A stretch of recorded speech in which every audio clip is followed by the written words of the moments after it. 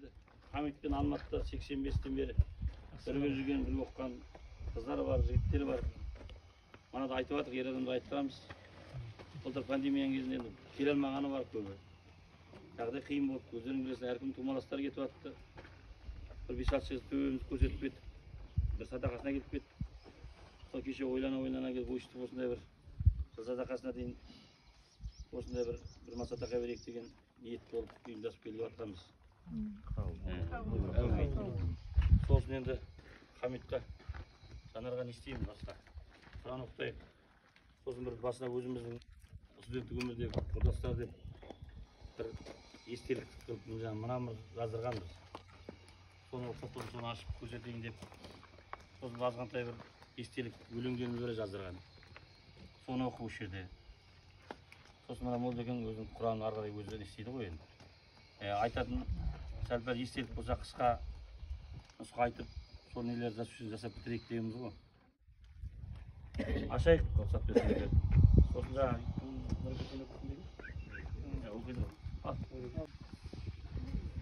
ана бұтты ғой. Мынандай бір тақта жаздырдық енді, жұртты жазып отырғаны ғой енді. Қолымыздан бір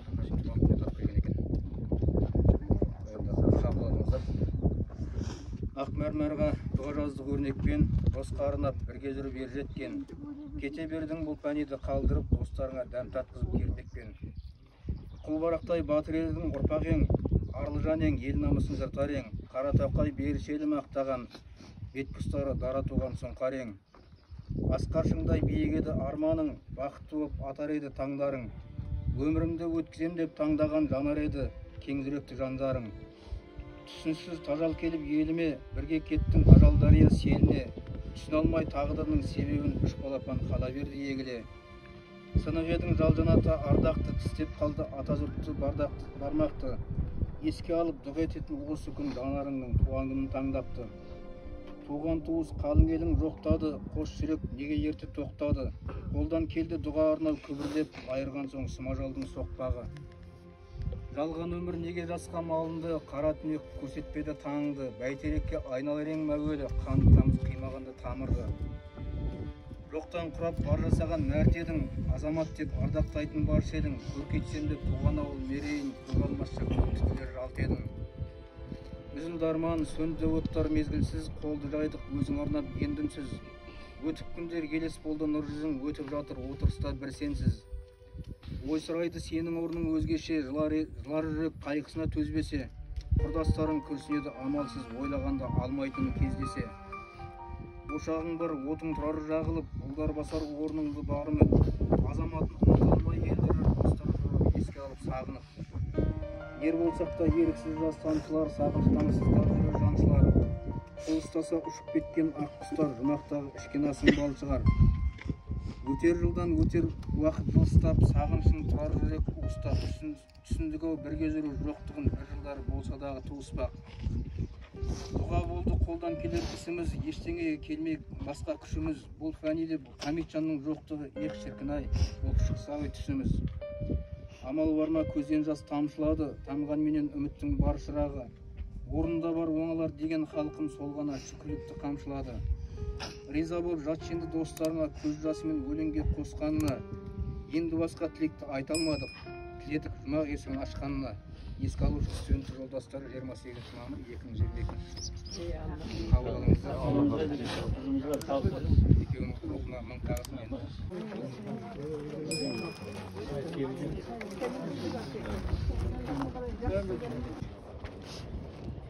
Енді осы өзіміздің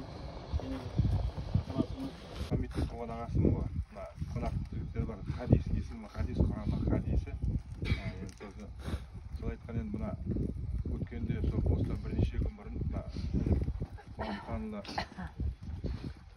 кім Ақтанқұл дейтін інім маған айтқан осындай аға, осындай мінекей ата-анам осындай. Бұрында да садақаның уақытында көптеген адамдар бірқатар келді, бірқатар келмей қалды. Сосын осы жігіттердің ішінде идея көтерген жігіттер бар, берген мысалға деп айтты.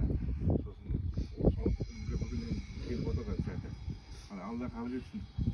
Өмір болғасын жаңа айтқан енді Хамит туралы айтуға бар. Өте кезінде қиналдық.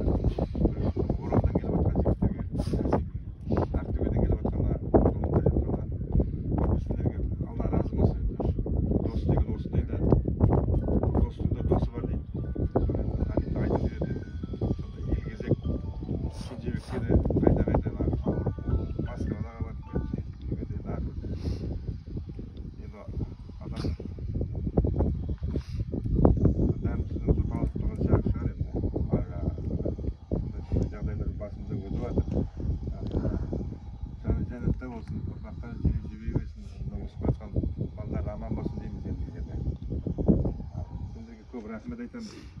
Ниеттерің қабыл болсын, отырған бәрі бұл ағайындар. Ендігі жерде де сендер бастарға бермесін ондай жағдайда. Әзірдің орнын болса екен деп Алладан тілейміз. Ниеттерің қабыл болсын, беріп жатқан садақалар Алла тағала қабыл еткей. Алла разы болсын деп жатыр. Қайрат, мейрам бәрі көмекте жатқан екен. Өмір деген осы сөз бар ғой. Байда өтер, биде өтер, батырда өтер. Басында паласы, тақырда өтер. Не қарап тұрсаң тұрағы жоқ, жел соқса бір-ақ сәтте ұшып кетер деп. Аталарымыз айтқан бұл дүние дейтін осы ғой. Байда өтіп жатыр, батырда өтіп жатыр, тақырда өтіп жатыр. Өмір деген осы екен. Бәрімізге басымыздың осы екен. Ендігі жерде тек осындай балаларымыздың өсуге жетіп сол орны бар балалар деген Хамит бауырымыздың сол орнын оңалтса екен деген Алладан тілегіміз бар. Нұрбекте оқуын оқып жатыр, соған да шүкір етіп отырмыз. Адам пенденің дегені бола бермейді ғой. Пенде былай болса да екен, былай болса да екен, оны Алла тағала өзі біледі. Бәрі Алланың қолында. Сендерге көп рахмет. Әумин. أنذر آباؤهم فهم غافلون لقد حق القول على أكثرهم فهم لا يؤمنون إنا جعلنا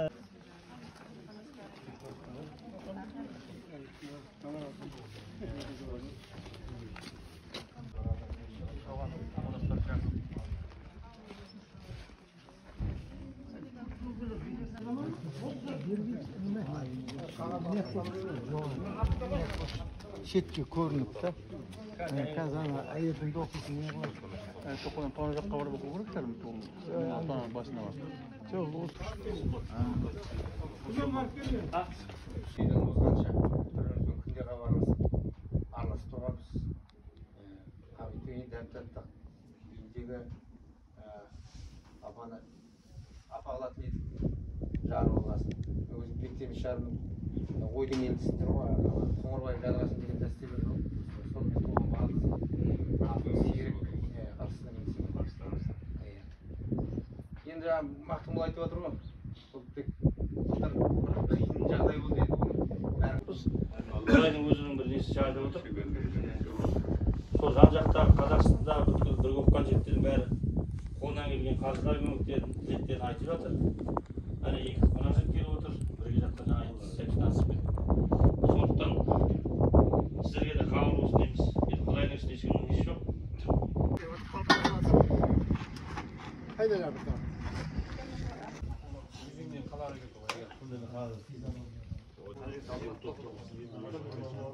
Bir tabaq жасап тағы нете беріңіз. Біреулер ойлауы мүмкін, арабтың діні бұл қаяз ойлайтын адам түсінеді ғой. Арабтан оқып келді, не керегі бар?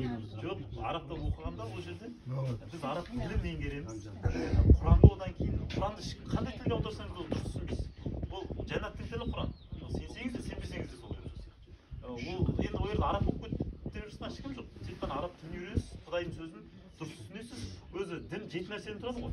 Бірінші Құран, Құраннан жүріп тұрсыңыздар. Оған болмайды.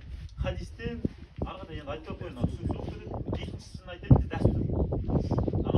Құраннан таппасаңыз, таппағанда табылады, просто дәстүрдің, қазақтың дәстүрін бәрін алып қараңыз, Құранға барып тірелін, хадиске барып тірелін, ары кетсе. Соны енді ата-бабаларымыз сөйтіп жасап беріп кетті ғой бізге. Електен өткізіп. Соған амал етеміз. Енді бар ғой. Азық бір сыртқы азығын мықты береді қазір. Бұл айтқандай, бала қадірін түсінсе де түсінбесе де бере береді. Бүтін заман болып кеткен ғой. Түсінсе де түсінбесе де. Ал енді, мынау руханиді бермесеңіз, ертең күні просто өзіңізге пайдасы болмауы мүмкін да ана баланың. Үш айлық каникулда бір мешіттерге беріп тұрсаңыз болады ғой, Құран оқып. Мысалы, мен өзім кетер кезде, бізде жай жүрген баламыз ғой, мектепте, жай жүрген бала еді. Бірақ енді кішкентай кезден белгі болды, нағашылардың бәрі молда болды, ауылдың молдалары. Бір белгі болады тұғын адамда. Мен мысалға қысқа мынандай шорти кисем обязательно намаз оқымайды, қатысым жоқ болады. оразашник. Бірақ міне мынадан ұйықтасам да өзі киіп жатамын. Одан кейін көшеде жүрсем де мына төмен, тізеден төмен солай болатын өзі. Құдай бір нәрсе беріп қойғандай тұр. Молда болады деп, ақыры мен ондай оқығым келмейді. Сөйтіп нағашы ағам Мысырды бітірген, тәуелсіздік алғаннан кейін СО-ға кетіп қалған. Сол бітіріп келді 20 жыл, одан кейін бізді алып кетті, бес бала. Қайда оқыдың? Мысыр. Сондықтан қазір бүйтіп қарап тұрсаң, кішкене елге жаны ашитын адам, кішкене сол намаз оқығандардың ішінен табылады. Бәрі болмаса да бір солар табылады да кішкене.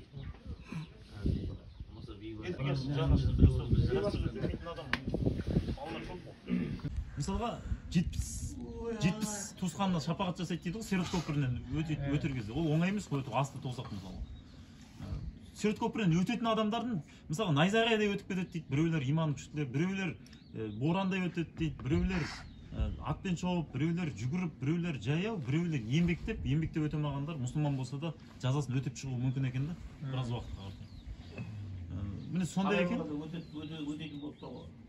Енді Алла негізінде енді Алла не ғой? Бұл айтқанда бір адамдар бүйтіп ойлайды, бітті мен күнәһармын деп үмітсіз қоятын болады. Үмітсіз шайтан деген сөз де бар. Олай істеуге болмайды. Мысалға мынандай адам болған, бірақ андай жеңілдетіп алуға да болмайды. Әз мынаны айтсаң, біреулер жеңілдетіп алады. Бірақ айту керек. Кім бар? Мынандай зинақор әйел болған ғой, тарихта хадис қой, пайғамбар саллаллаху алейхи вассалам. Тек қана зинамен айналысатын ше өмір бақи. Сол кісі бітті ғой, 7 күнәнің бірі үлкен. Мысалға жай күнә жасап қойсақ, біреуді ғайбаттап тастасақ, одан кешірім сұрасаңыз кешіріп кетеді. Ал 7 күнәні істесеңіз, мысалға отаннан қашып кеттіңіз, зина жасадыңыз, оны Алла өзі кешірмесе бітті. В общем, қияметте шешіледі ол. Мына күнде шешілмейді ол 7 күнәнің бірі. Қияметте болса шахид осылар. Өткен мына пандемияның өзінде сол шахидке жатсыз бір болды. Соған келтірді я ғалым. Соған солай айтты ғалым. Солай кіретін жәннатқа өтіп те кіретіндер де болады. Енді өтіп те кіретіндердің арасында болып қалсаңыз, ол анау шахидтер, мысалға шахид деген 6 түрі бар оның. Солар мысалға жәннатқа есептелмей кіріп кетеді, қарызы болмаса егер мойнында. Жоқ, ол қатет үшін. Отанын шынында мен қорғап өлсе, әйел адам мұсылман болып, дінмен жүріп, анау босанып жатып өліп кетсе, үйінде газ жарылып кетсе деген сияқты, мысалы табиғи апаттар. Сол әйел тек зинамен айналысады өмір бақи. Сол кезде бірақ мұсылман болады ол әйел, бірақ зинамен айналысады. Сөйтеді да Сахарада, енді өз араб елдері не ғой, құмды жер, суға тапшы, сондықтан бір итті көреді, соншалық шөлдегеннен ана нені құмды жалап жатады, амал жоқ, ана иттің не істерін білмейді. Құмды жалаудан басқа амал жоқ, өліп бара тұр ғой. Сон өліп баратқан итті көреді да шөлден өзінің ана құдық болады, соған түседі өзі, аяқ киіміне су толтырып, ана итке кірген кезде Алла Тағала күнәсін бәрін кешіріп жібереді да. Осындайда нәрсе болады. Бірақ ол болып қалуы мүмкін. Үмітсіз шайтан дейсің. Иә, үмітпен үрей. Тек қана үмітпен жүруге болмайды. Үрей де болмайды. Мысалға бітті мен жанға кіріп кетемін деген нәрсе жоқ та. Барсы санында қарғаған дейтін Қасекеңнің ешқандай күнәм жоқ, бәрін керемет атқардым. Енді біздің орнымыз жұмақтық қой деген сөзі асылыққа жазылды деп айтылады ғой. Енді біздің ақындарымыздың бәрі жеткізіп кеткен ғой, жатқан білсек, осы дінді ән несімен, жырларымен, әндерімен жеткізіп кеткен ғой. Абай атамыз бар, Мәшһүр Жүсіп атамыз бар. Жеткізіп кеткен ғой жақсы. Қара сөзі, Абайдың өзі де тұнып тұрған қара сөз, ә? Соны оқыса дінгеп тұр ғой. Қара сөз бар ғой, соның өзі де тұнып тұрған тәрбие ғой. Ақиданы да түсіндіріп кеткен. Қай мектеп екеніміз, Матуриди екеніміздің бәрін түсіндіріп кеткен. Отанды қорғамай қашып кету, сиқыр, балаштыру, екеуі қандай еді, субханалла, естен шығып қалды. Арақ, 6-шы арақ, 7-шісі өтірік айту жоқ. Жоқ, олар кіші. 7-шісі нюансы болып тұр ғой. Мысалы сенің отбасыңа ұры келіп жатады, қарақшылар келіп жатады, сен отбасыңды қорғау үшін өлтірсең, ол ананы өлтіріп қойсаңыз күнә сізде жоқ. Бірақ енді заң бойынша бастайтын болса, отбасыңды қорғау үшін өлтірсеңіз күнә емес қой. Жоқ, сіз өлтіріп қойсаңыз, шариғат бойынша сізде күнә жоқ.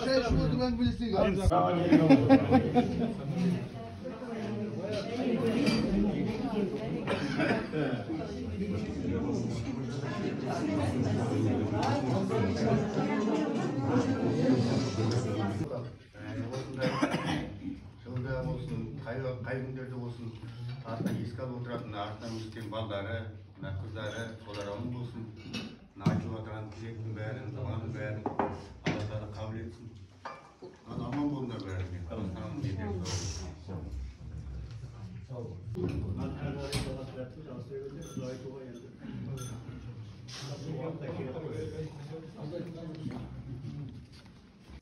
Есі беріш емес, есі қазаққа осы батыс өңірінде белгілі тұлға болған. Мына жерде қазір білмейтін адамдар бір-бірі айтады, Қаратұрым дейтін екі ауыл бар. Сондай қасиетті адам болсын, біздің кездеріміз екен. Бұлар мен ешін айтып отырмын. Осы Шегададан кейін келіп, біздің жанарымыз осы Орекең ауылына комиссияға ұзатылып барған сапарда құдалыққа барғанда Орекеңе айтқан. О баста және ортасында оған қосымша жаңа айтып отқан мына Аққуаш інім сөйледі ғой. Сол осы мына хадистің, хамиттің мамалары Күнше апамыз, біз күншелеп өткенбіз, Күнгейіп апамыз біздің әкеміз қолынан ұзатқан екен. Орекеңе сол дастархан, жолық дастарханда отырып айтып едім, о баста құдайлық. Бер жағында апамызды бұл алып лезде болып береміз, мінекей қайтадан құдай қосып құда болдық.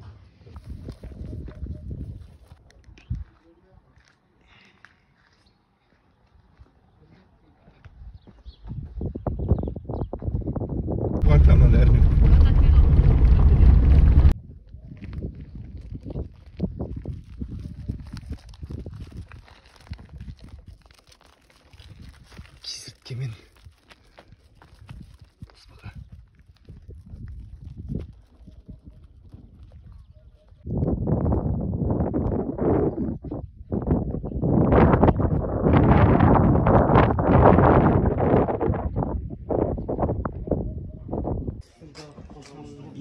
Палаудан қалған бірақ та енді Алла Тағала Құранда айтады, мына дүниеде уәлә танса насибака мина дүния, мына дүниеде болған несібеге ұмытпа дейді. Иә, мұсылман адам Алла Тағала Жұма сүресінде айтады ғой, Жұма сүресінде намаздарды көп қылсаңдар, фанташиру, Алла Тағаланың мына жер бетіне тараңдар, уабитағу мин фадлилля дейді. Алла Тағаланың бұл жер бетінде өзінің түсіріп қойған фадылдығы көп, фадылдығын деген нығметтері көп. Тек қана соған әрекет табыңдар, іздеңдер, жетіңдер. Енді жалпы осы, иншалла, мынау Алла береке берсін, ауыздарыңызды арттыра берсін. Елімізде ең бастысы Алла Тағала қабыл етсін, иншалла. Амин. Алла қабыл етсін өзіңізге. Өзіңізге Алла разы болсын.